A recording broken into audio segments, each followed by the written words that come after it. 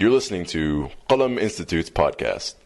Visit us on the web at qalaminstitute.org and join us on Facebook at facebook.com/Qalam Institute. Bismillahi walhamdulillah wa salatu wa salamu ala rasulillah wa ala alihi wa sahbihi ajma'een. Inshallah, picking up from where we left off in our series on our sessions on the prophetic biography, Seerah Nabawiyya, the life of the Prophet of Allah sallallahu alaihi wasallam. Last time where we left off, we talked about the teenage years of the Prophet of Allah sallallahu alaihi wasallam. Basically, the early years of his adolescence, the early part of his teens. And what we talked about was how the Prophet of Allah sallallahu alaihi wasallam grew up in a community, in a society as a young person, and he had similar experiences to that any young person would growing up, meaning there was a certain element of family, there was some socializing, meaning he of course had other youth around him that he was growing up around, and even to where a young man starts to want to take on some responsibility, maybe help out the family, and that was also something the Prophet ﷺ was involved in. What we talked about last time was how the trials and tribulations of youth and the temptation of youth is something that's been there from day one, from the beginning of time. And so at that time in the pre-Islamic era, when you have widespread corruption and widespread social evils, so the Prophet of Allah ﷺ was of course tested with that as well.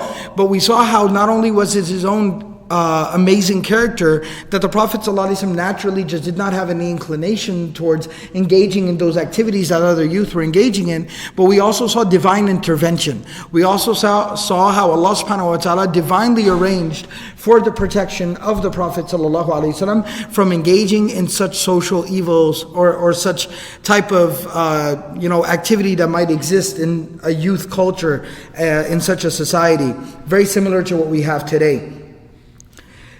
Now, talking about the mid-teens of the Prophet ﷺ, when the Prophet ﷺ, the books of Seerah, the books of history mention that when he was about 15 years old, and so now the Prophet ﷺ is moving further and further into adulthood.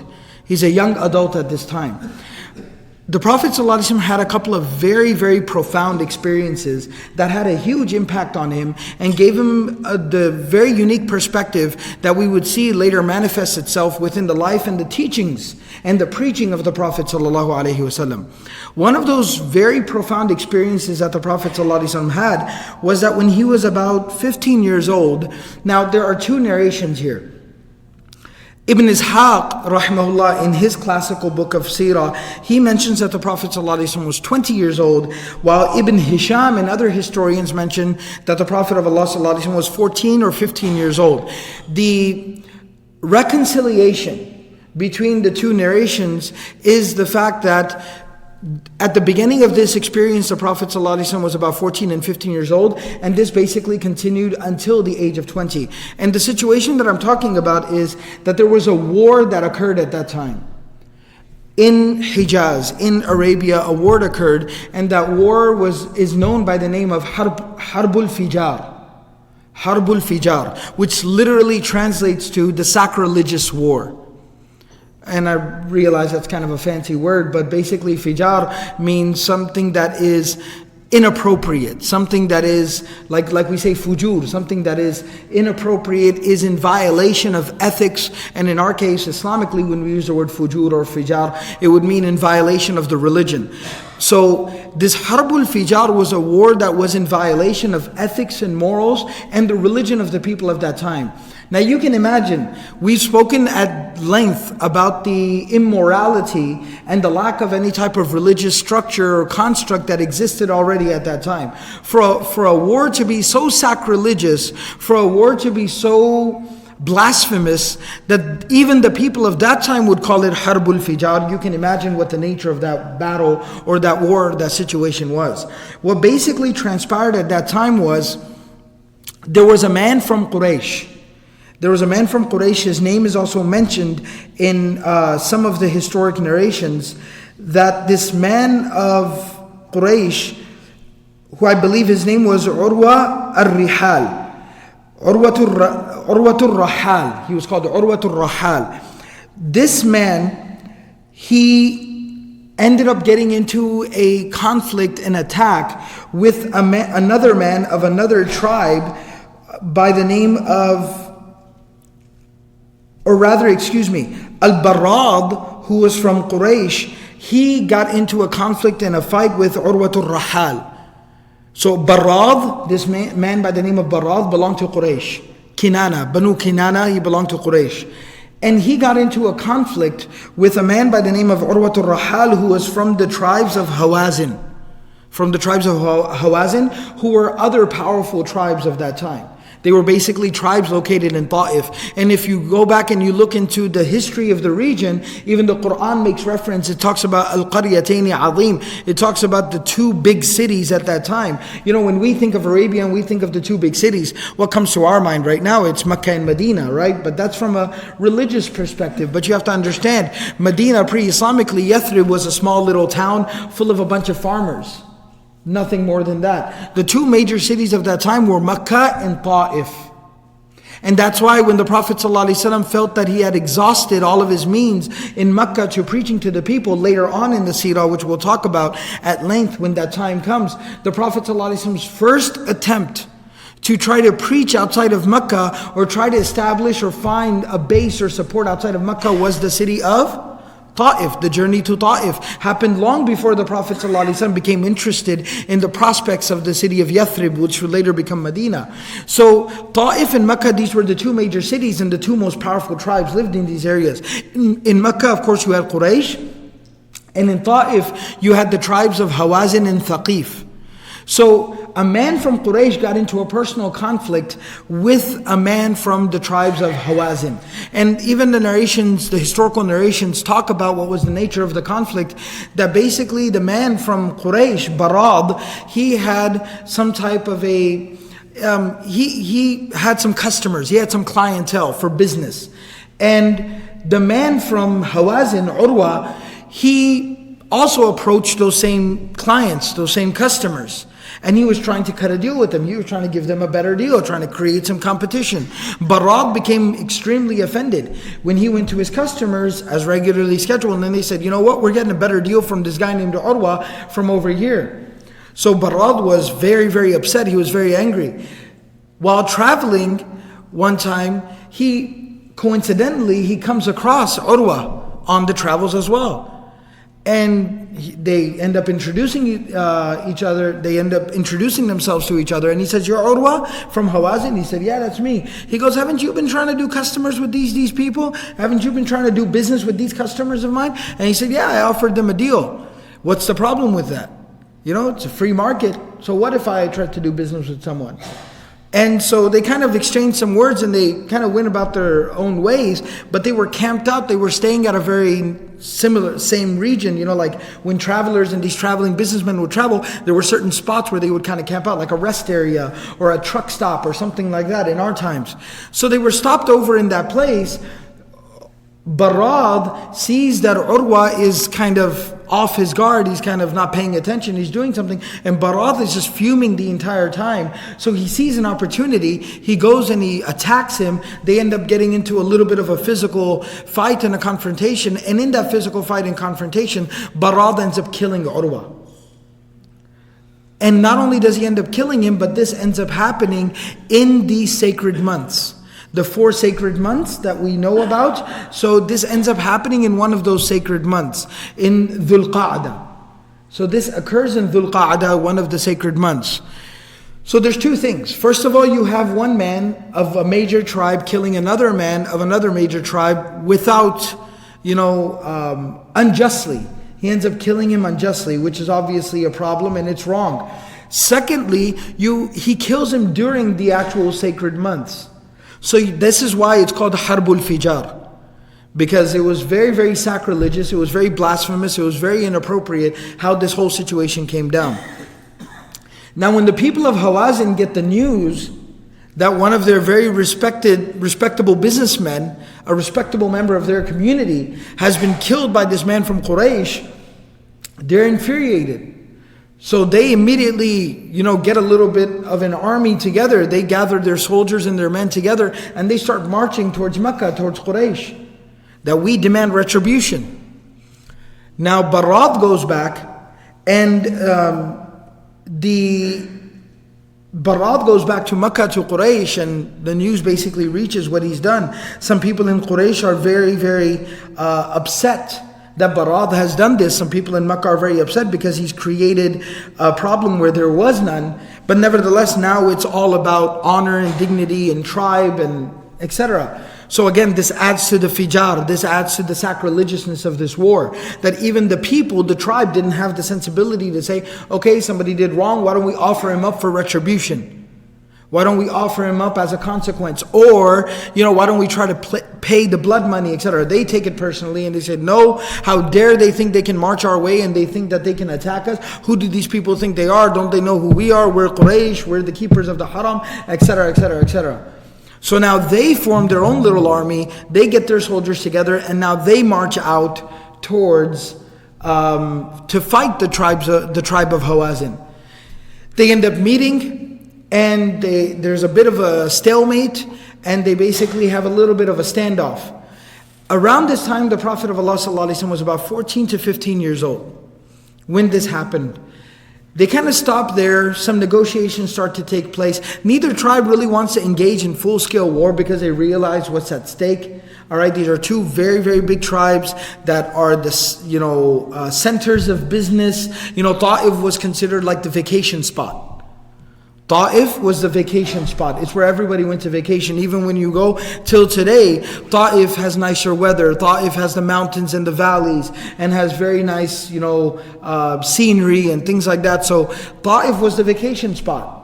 So they weren't in any, they weren't interested in getting involved in any type of full-scale war with another tribe. Quraysh is the center of business, the keepers of the haram. They host, hundreds of thousands of people from all over Arabia, every single year at the season of Hajj. They weren't interested in getting into this situation. So it's as if they just kind of stopped there, set up camp against each other. And the narrations go on to say that this conflict remained for about 5 years. For 5 years they had this kind of a standoff, like something very reminiscent to what we would remember as the Cold War.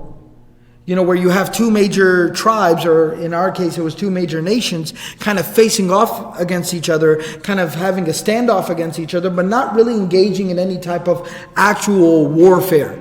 There's no battle that's taking place. So it was this type of a Cold War that set up, and that they had this situation for about 5 years. And what's very interesting is that the narrations mention that there were only 5 days of actual fighting during those 5 years. There were only 5 days in which warfare actually ensued. Battle actually ensued during these 4 years. 5 years. There was only 5 days. And in fact, these days were marked in history, because imagine for 5 years having a standoff, two major nations having a standoff, but only actually fighting in the battlefield for 5 days. So even those days were given names. The first one was called Yom Shamta. The second day was called Yom Al-Abla. And both of these happened near Ukad, which was an area outside of Mecca where major markets used to take place. Basically festivals and festivities used to take place at the place of Ukad. And so two of these battles took place near there. The third one was called Yom Sharb, and that was the day of the most major battle. The fiercest day of fighting was the third day of fighting, called Yom Sharb. And after that there were a couple of more days where battle took place, fighting took place. So these were 5 days that actual fighting took place. And this was throughout the late teen years of the Prophet ﷺ. So much like people who grew up, in a similar situation, when people grow up during tensions between two countries and they grow up during that time, there's certain sentiments that are developed. There's a certain culture that is developed. I don't know how many people are old enough to remember, but if you were in the United States and you were, of adult age during the actual years of the Cold War, it was a very interesting culture at that time. There's a lot of rhetoric, there's a lot of culture. You even see it in entertainment and things like that same rhetoric and that same culture is established, and it almost creates a mindset. for those people that grow up during that time. So the Prophet ﷺ is growing up during this time where he sees this basically standoff, and so there's a lot of tribal pride. There's a lot of nationalistic pride and a lot of rhetoric that was very popular in the culture, in the entertainment, the media, which was poetry during that time when the Prophet ﷺ was growing up to become a man. He was in his late teen years. He was basically becoming a man. He grew up during that time. And so the Prophet ﷺ was able to kind of sit back again because of his own nature, where the Prophet ﷺ was very mature for his age. He was very thoughtful. He was very intelligent. And he was very reflective. And he didn't have a lot of interest in these types of things. He would often not go to the festivals and the festivities and these things because he didn't approve of a lot of the types of activities people would engage in. Not just purely the worship of idols, but even the drinking and the partying and the singing and dancing. The Prophet ﷺ didn't have a keen interest in these things. In fact, he had an aversion to these things. So he would often stay back from these things. He would look at them and they made an impact or left an impression on him to where he disapproved of a lot of these practices. And he would often be in deep thought or deep reflection, even as a young man, on how to avoid these types of things or how we can remove these elements from society. So the Prophet ﷺ is growing up during this time of war and battle, and he's seeing and he's observing the impact that a war-like situation has on a society and has on the people. And he obviously sees how this is very negative, has a negative influence on the people. Similarly, the nationalistic pride or the tribal pride that was being instigated within people, he again sees that and sees the problem with that. Now, when the battle actually happened on those 5 days, remember now, the Prophet ﷺ is an older teenager. And in that particular culture and time, even in our age, 18-year-olds get recruited into the military, by the thousands. So, and in that time, that day and age, 13, 14 years old meant you were old enough to take place in battle. You were in fact expected to try to go out to battle, and it was a sign of your manhood, and you were supposed to, and you're supposed to love your tribe, and you're supposed to be passionate about supporting the dignity and honor of your forefathers. Of course, this was a bunch of nonsense, but nevertheless, it was sold like this. So the Prophet ﷺ did not have any interest in actually going out to the battlefield, but his uncles who were going out to the battlefield said, you got to come with us. You're old enough to take part. What are people going to say? What are people going to, assume? People are not going to like the fact that one of our, young men, the grandson of Abdul Muttalib, who is the greatest leader in the history of Quraysh, our father, the greatest leader in the history of our people, Abdul Muttalib, his own grandson will not take place in the battle. How could that happen? What will people say? What an aib, what an ar, right? What a disgrace to our family. So you gotta come. And they forced him to basically go out. And so the Prophet ﷺ was basically able to, avoid going out to the battlefield the first 2 days of fighting. But the third day of fighting, Yawm al-Sharb, which was the most fiercest day of fighting, he was forced to go out with them. And it actually talks about this. Now, even this is disputed whether the Prophet ﷺ went out there or not. Some scholars, scholars of Seerah or Hadith have disputed that no, the Prophet ﷺ never went out. The vast majority of the books of Seerah make it very clear that the Prophet ﷺ was forced to go out, and his uncles forcefully took him with them out to the battlefield. But what the Prophet ﷺ did out there at the battlefield is very interesting. So the Prophet ﷺ pleaded and spoke to his uncles, because he again saw that this was not in defense of truth or justice or the rights of people. In fact, if anything, the Prophet ﷺ was very conscious of the fact that we're in the wrongdoing. Quraysh is in the wrong here. One of our guys killed somebody from their people, and instead of owning up and fessing up and handing him over, or at least offering the blood money, the diya, instead of doing that, we're out here fighting for honor and dignity. And it's been years now, nobody even remembers why we're fighting. This is nonsense, this is silly. So now that the Prophet ﷺ was forced to go out to the battlefield, what did he do? And this is from the honor and the dignity of the Prophet ﷺ, that the Prophet ﷺ never unjustly raised a sword or arms against anyone. that this is from the dignity of the Prophet ﷺ, even going back to his pre-Islamic experience, meaning pre-revelation experience, that even in the youth, when he was forced to go out and he was in the battlefield, now what is he going to do? So the Prophet ﷺ engaged in the activity that could be called at-tanabbul,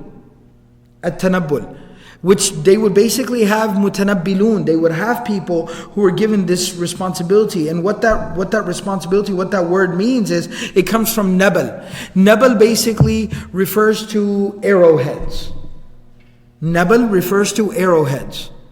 And what that responsibility, or those people that were given that responsibility, what their job would be, what that would mean is that some of the people in the battlefield, as the arrows would fall from the enemy side, and in fact what's interesting historically, and this will later on become very relevant when we talk about one of the last battles from the life of the Prophet ﷺ, when we talk about one of the final ghazawat, which was Ghazwatul Hunayn, in which they fought. The Muslims fought against the tribes of Hawazin and Thaqif. This will become relevant there. The tribes of Hawazin and Thaqif were known for their archery. Quraysh was known for their bravery, for their valor, for their sword fighting skills. Alright, and they were very, very brave and very proud of their sword fighting skills. While the tribes of Hawazin and Thaqif were expert archers. Not just marksmen. Not just simply marksmen, but they were also expert archers in the sense that they were strategists. They had a very, very interesting strategy where they would create files and ranks and flanks, and they would basically, they had like a sequence. They were synchronized, where they would launch, different rows would launch arrows at different times. So basically at all times you had arrows coming down, and while the others were launching, then they would reload. And so it was like this automatic system where from wherever you were, there were arrows coming at you from all sides constantly. So it was a very, very interesting strategy, and it made them very difficult to fight. So now that these arrows were falling in abundance, so the Quraysh decided that we need some people to basically pick up these arrows, because they're just launching arrows. That's their strategy. So a lot of the arrows are just falling on the ground and they're perfectly serviceable. Alright, these arrows are serviceable. We can pick them up and relaunch them back over to the other side. So they needed somebody to run around and gather the arrows and come and stack them up and line them up so that the warriors could then take these arrows and launch them back over. So it's, kind of making the best of a bad situation. So the Prophet ﷺ is there. He was forced to be there. Now he's being expected to do something, and he's got that pressure on him. So the Prophet ﷺ, as a last resort, said, okay, how about I just pick up arrows? I'm just going to pick up arrows, I'm just going to bring them, I'm just going to put them here in the stack of arrows. And that's basically what the Prophet ﷺ did for some time during that day, until the day finally ended, and then the Prophet ﷺ left again. And that was basically the entire experience of the Prophet ﷺ in this Harbul Fijar. But like I said, this left a very, very deep impact on the Prophet ﷺ. So a lot of the, what we could literally call the Islamic philosophy, the attitude of the Prophet ﷺ towards battlefield, towards war, towards battle. Now somebody might say, but didn't so many ghazawat take place during the Medinan period, during the lifetime of the Prophet ﷺ? Yes, they did. But it does not change the fact that the vast majority of the ghazawat, of the actual battles from the life of the Prophet ﷺ, the Medinan period, where the vast majority of them were defensive battles. And they were even the ones that could be argued were somewhat offensive, and even some scholars have debated that. Nevertheless, even if they were offensive, but even those offensive battles the Muslims were basically catapulted and were forced into those situations. It was a defense mechanism nevertheless. Even an offensive battle, even an offensive attack can be a defense mechanism, can be basically motivated from self-preservation. And the Prophet ﷺ had very little to no interest in actual bloodshed. And we see this attitude of the Prophet ﷺ on multiple occasions. Where at Ghazwat Tabuk, which was one of the most major displays of Muslim might, that the Prophet ﷺ, that so many thousands of Muslims march out and basically make a display and make a show, and they camp out, and what do? They end up returning back without a single drop of blood being shed. They come back without engaging in full-scale war. We look at Fath Makkah. Alright, where they march out and they have every opportunity to shed blood. But what ends up happening? The second Abu Sufyan comes to the Prophet ﷺ and says, we'd like to surrender. Okay, ahlan wa sahlan, marhaban bikum. He welcomes the opportunity. Sulh Hudaybiyah, where literally hours ago the Prophet ﷺ has taken an oath from Sahaba under the tree. لَقَدْ رَضِيَ اللَّهُ عَنِ الْمُؤْمِنِينَ إِذْ يُبَايِعُونَكَ تَحْتَ الشَّجَرَةِ. Right, that taking an oath under a tree that we'll fight to our last breath. We're ready to fight. And we're ready to do whatever it takes, whatever you ask of us. But the second the opportunity presents itself to engage and to enter into some type of treaty, the Prophet ﷺ welcomes the opportunity. Even the Usara Badr, which we know that the Quranic ayat and the Quranic injunction later on reprimanded the Prophet ﷺ. مَا كَانَ لِنَبِيٍّ أَن يَكُونَ لَهُ أَسْرَى حَتَّى يُثْخِنَ فِي الْأَرْضِ. That the Prophet ﷺ was reprimanded because of his decision with the prisoners of war in Badr. That he decided to release them with ransom. That Allah subhanahu wa ta'ala said, no, you should have set some type of an example and you should have sent a message to the people of Quraysh. And then Uhud was consequently what was a consequence, was an outcome or a result, was a response to Badr, which, of course everything is in the divine plan of Allah subhanahu wa ta'ala, that they were meant to be released and then Uhud was meant to happen. But nevertheless, the Quranic ayat are there where Allah subhanahu wa ta'ala is telling the Prophet ﷺ that this is what would have been another course of action, and if you would have taken that course of action, it would have made Uhud very unlikely. So we see repeatedly throughout the life of the Prophet ﷺ that the Prophet ﷺ had an aversion to actual bloodshed. That, one thing we have a lot of emphasis, because, it's also very motivating, it's very inspiring, and at times it's also miraculous, the stories about how angels are coming down and the miracles that take place in the battlefield and the very miraculous victories that Muslims were able to achieve during those ghazawat, those battles from the life of the Prophet ﷺ. But what doesn't get highlighted enough is what the Prophet ﷺ would do the night before the battle. The Prophet ﷺ would engage in dua. And he would pray to Allah subhanahu wa ta'ala for safety, for forgiveness, for protection. That the Prophet of Allah ﷺ, sometimes even during the actual battlefield, the Prophet ﷺ could be found making dua and engaging in the dhikr and the tasbih of Allah, praising and glorifying Allah, asking Allah subhanahu wa ta'ala for afiyah, for protection. When the Prophet ﷺ would be requested to curse people, to damn people, to doom people, to prey upon people, may they be destroyed. Even in the battlefield, the Prophet ﷺ would pray for their guidance and then would reprimand his own companions. That how dare you ask me to curse people? That's not why I was sent. That's not my job. That's not why I do. I was sent as a mercy. Because the Prophet ﷺ early on, in his early adulthood, during his teenage years, the Prophet ﷺ was able to see the evil of war. He was able to see the evil of battle. And even when the Muslims did engage or had to engage, and there was no other, politically speaking, realistically speaking, there was no other option but to engage in battle, the Prophet ﷺ still very, very emphatically, very, very, with a lot of emphasis, the Prophet ﷺ would advise the Sahaba. He would emphasize to the Sahaba the importance of ethics and morals even in battle. The ethics and the morals of even engaging in war and battle. The Prophet ﷺ emphasized them. That respecting, having respect for your deen. Like the Quranic injunction about if somebody says salam to you, don't say that you're not a believer. There were situations during the life of the Prophet ﷺ where, Sahaba were trying to basically clear out an area, and they were trying to make sure that there wasn't anyone sneaking or hiding or trying to ambush the Sahaba. And they found some guys, some people, and when the Sahaba started to approach them, they were like, "Assalamu alaikum, assalamu alaikum, assalamu alaikum." And some of the Sahaba were like, no, that's a cop out. You're just trying to get out of this situation. And they ended up attacking them. Right? In one situation, they actually ended up killing some of them. In another situation, they ended up taking them prisoner. In both situations, the Prophet ﷺ reprimanded the Sahaba. Said, how dare you do that? If they give you salam, you have no right to say that they're not believers. Those types of ethics and morals were in place. And so, that was because the Prophet ﷺ had witnessed war, had witnessed battle early on in his years that was done harbul fijar, was very sacrilegious, was very offensive, it was very inappropriate, it lacked any type of morals and ethics. And so the Prophet ﷺ was so turned off by that overall experience that had left an impact on the Prophet of Allah sallallahu alaihi wasallam. Now, that Harbul Fijar, now I talked about how that lasted overall for 5 years. What that ended up happening was eventually, after 5 years, that the leader of the Quraysh throughout this battle was a man by the name of Harb bin Umayyah. And Harb bin Umayyah, it's mentioned that he was, one of the narrations actually mentions that he was actually killed during one of these days of fighting.